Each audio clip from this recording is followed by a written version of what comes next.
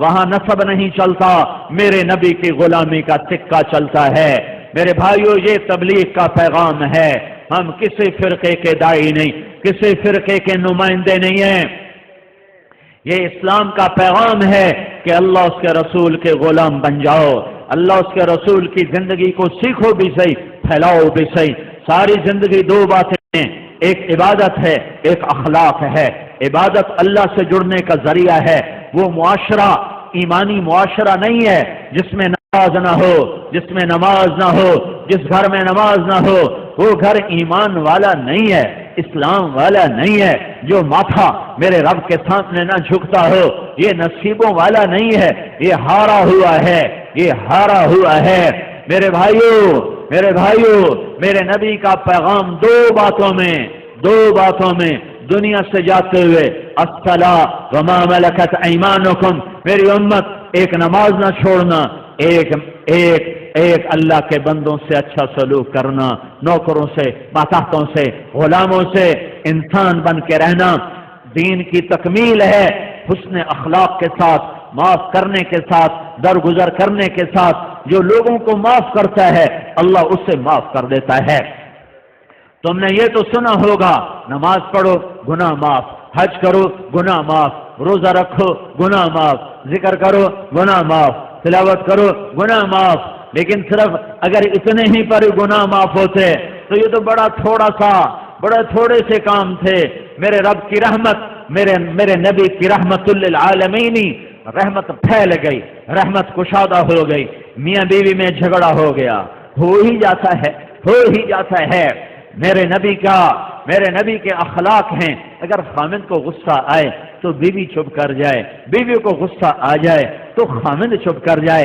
مرد ہونے کی غیرت نہ دکھائے کہ میں مرد ہوں، یہ دیکھے کہ اس عورت نے اس کی خاطر بچے جنے، پیٹ پھاڑ دیا، ماں چھوڑ دی، باپ چھوڑ دیا، بھائی چھوڑ دیے، بہنیں چھوڑ دی، ایک بول پہ اس کے گھر آ گئی اور ساری زندگی پرائے گھر گزار دی، اور آگے سسرال والوں کی مرضی اسے سولی پہ لٹکائیں یا محبت سے چلائیں۔ عام طور پر ہمارا معاشرہ، سسرالی معاشرہ بڑا ظالم معاشرہ ہے، آنے والی بچیوں کو تار کر کے رکھ دیتے ہیں۔ دوسری طرف سے بھی ظلم و ستم ہے، لیکن بہت کم ہے کہ کوئی بیوی کے عشق میں آ کر اپنے ماں باپ کو دھکا دے دے، لیکن یہ واقعات بہت تھوڑے ہیں۔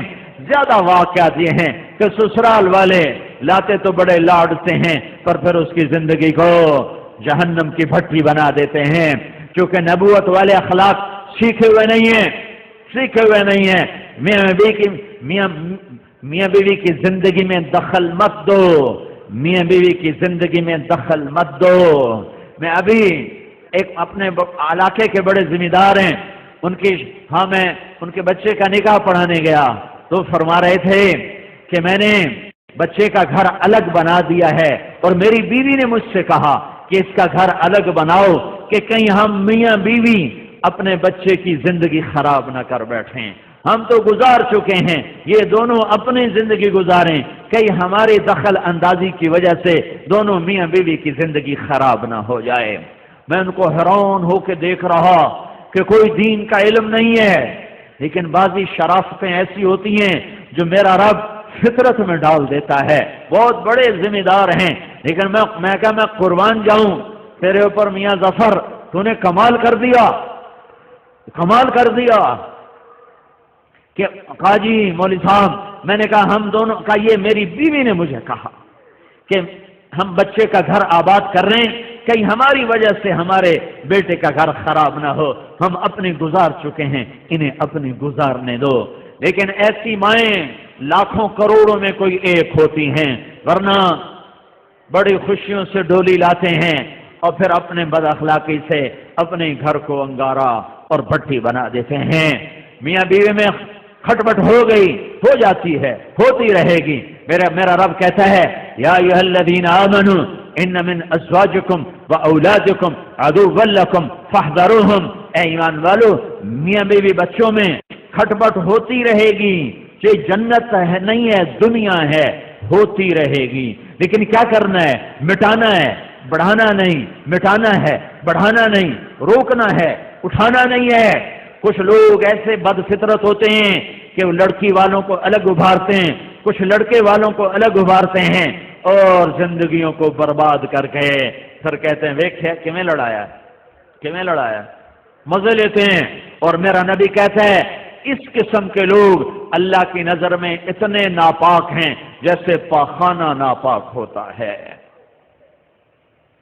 تو میرا اللہ کہہ رہا ہے اگر میاں بیوی میں کھٹ پٹ ہو جائے اور وہ کریں انصاف و تصفح و تغفر، وہ دونوں کریں ایک دوسرے کو معاف اور کریں دلوں کو صاف اور پھر ایک دوسرے کو دیں ہدایہ اور اپنی محبت کو واپس لے آئیں، فَإِنَّ اللَّهَ غَفُورٌ رَحِيمٌ، تو اتنی بات پر میں ان کے پچھلے سارے گناہ معاف کر دوں گا۔ یہ کبھی سنا ہے تم نے؟ نماز سے گناہ معاف ہوتے ہیں، روزے پر ہوتے ہیں۔